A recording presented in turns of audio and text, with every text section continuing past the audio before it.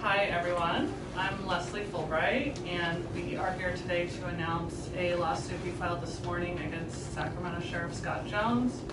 First, we are going to hear from Black Lives Matter Sacramento founder Tanya Faison, and then we'll hear from ACLU of Northern California Senior Staff Attorney Sean Reardon.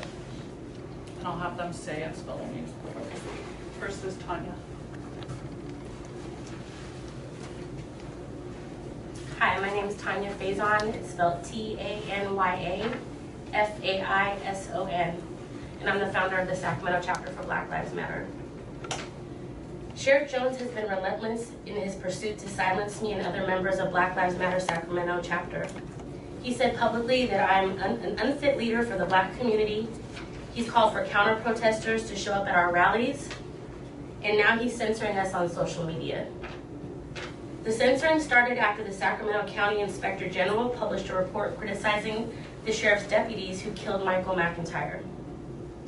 While unarmed, McIntyre was shot to death on the shoulder of Highway 50. One of Jones' deputies fired 18 shots across the road as McIntyre was running away. Sheriff Jones responded by refusing to allow any further investigation, and he locked the Inspector General out of buildings. The lockout was reported in the media and was discussed by the Board of Supervisors. Sheriff Jones used the official Facebook page to seek support for his actions, saying that Black Lives Matter Sacramento and the Inspector General were attempting to control his office. On November 5th, he posted some screenshots of Facebook posts that I wrote years earlier. When I commented on that post, he deleted my comments, and then he banned me from his page. As of this morning, I'm still blocked. These types of actions are oppressive. The internet is an important place for the Black Lives Matter movement. We use it to share our messages, spread important news, and amplify calls for racial justice. Facebook is one of the only places where we can engage with the sheriff and his supporters. Expressing our views is part of our role as residents of Sacramento. We feel compelled to call public attention to state violence and to racist policing. Whether or not the sheriff likes our message, we must have the ability to hold his office accountable. He relies on Facebook to communicate with the public. He doesn't get to pick and choose which constituents he wants to engage and block the rest. He's using unfair tactics to try to silence and shut down our movement, and so I called on the ACLU for help.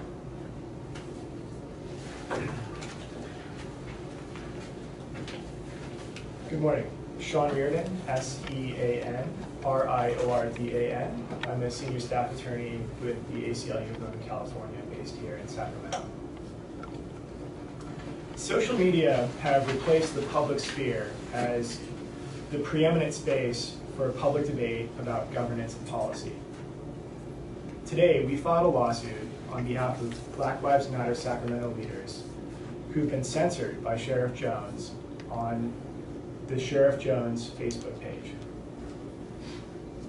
In doing so, we're representing Tanya Faison and Sonia Lewis and trying to restore their ability to participate robustly in debates that matter to people here in Sacramento, including those in their movement.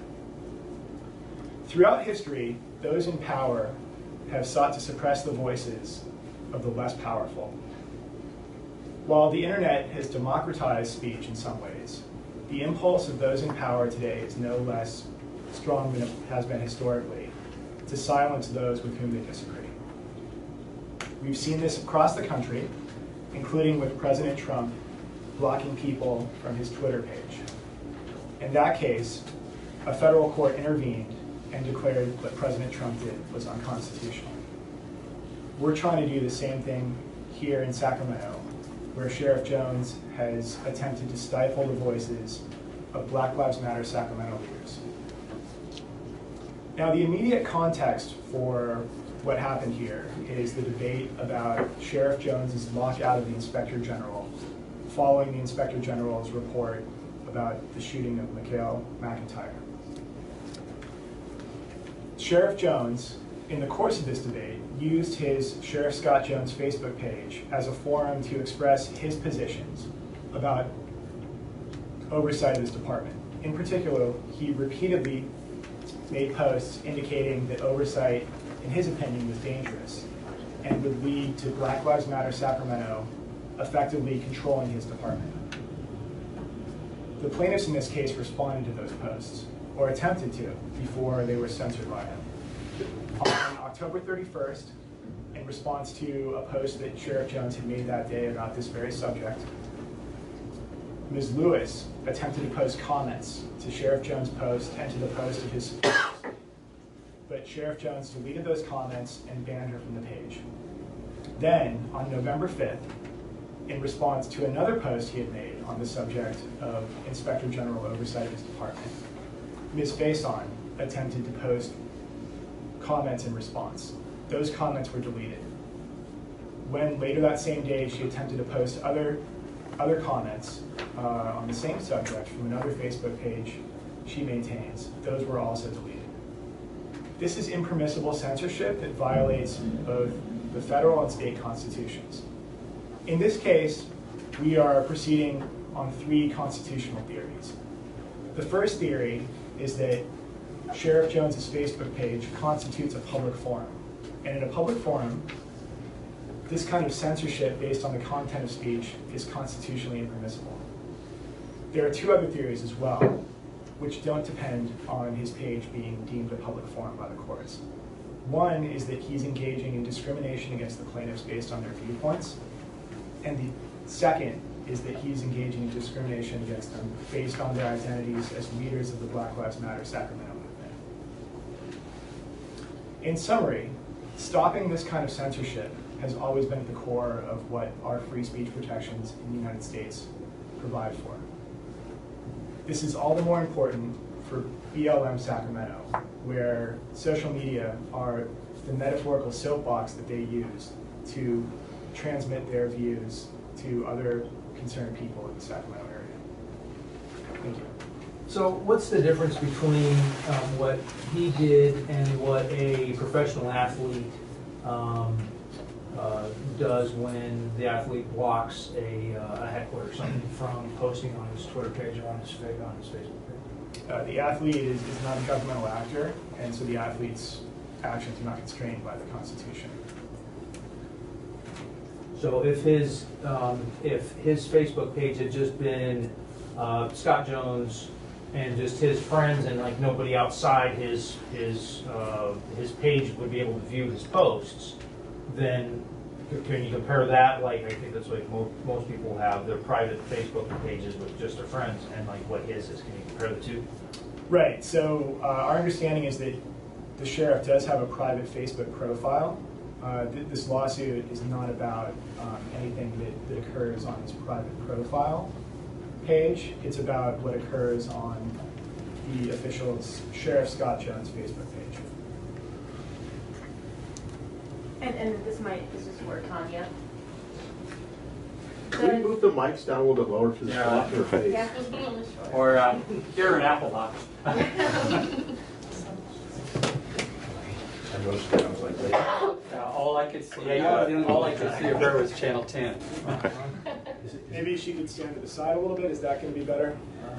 Well, and the mic should pick up this I think spot that, better. yeah, she's fine if they're up. Yeah, We'll we'll lower those lower mics a those. little Or bit. what if we moved a chair over there and she kind of sat on her knees?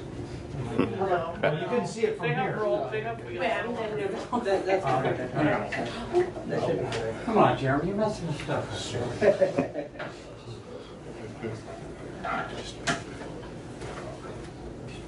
Or just move mic out of there and just get it in there. I'm just kidding. Does that work? Thank you. Are we all good? Yeah. Okay. Does Black Lives Matter Sacramento delete any comments on their Facebook page? Yeah, we do. We do. We get a lot of racist comments. We are not elected officials. We're an organization. But yeah, we get a lot of racist comments and trolling, and yes, we do delete those for the protection of the people that follow our page. Any other questions? Have there been other instances where you know of that someone's criticized, besides the president, someone's criticized the public official or the sheriff, or that similar actions have been taken? Yeah, similar cases have been filed all over the country in response to public officials censoring people on Twitter and Facebook. There have been decisions in favor of constitutional protections in these cases in Maine, against a case against Governor LePage. The President Trump case, of course, is very prominent. That's a case that was filed in New York. There's a case the ACLU filed in Maryland that settled favorably involving Governor Hogan. And there's also an ongoing case in the state of Kentucky against Governor Bevin there. Can you talk a little bit more about the law they're breaking, so we can understand it a little bit better? Sure. So we are filing this lawsuit under both the state and federal constitutional protections of free speech. So under the United States Constitution's First Amendment and under a provision of Article 1 of the California State Constitution. The two sets of constitutional protections are similar, but not completely identical. But as most of us are aware, the U.S. and California constitutions broadly protect the right of anyone to speak without being censored. It's the very core of what our constitutional free speech protections provide for. And so when a public official prevents somebody from participating in a debate, whether that debate's occurring in a public forum or whether they're not being allowed to participate based on their viewpoint or their identity, that clearly violates the Constitution.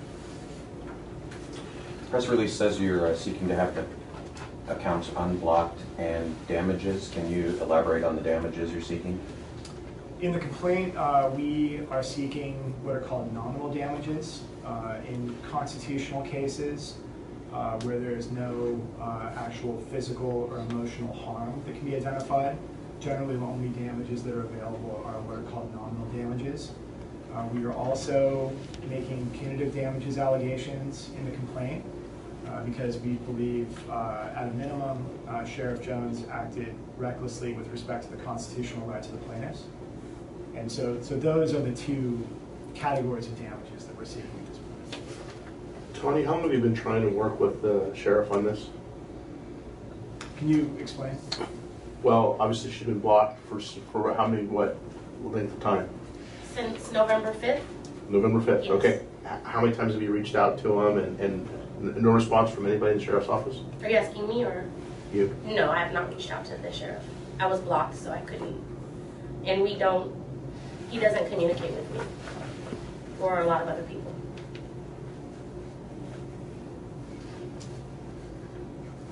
Any other questions?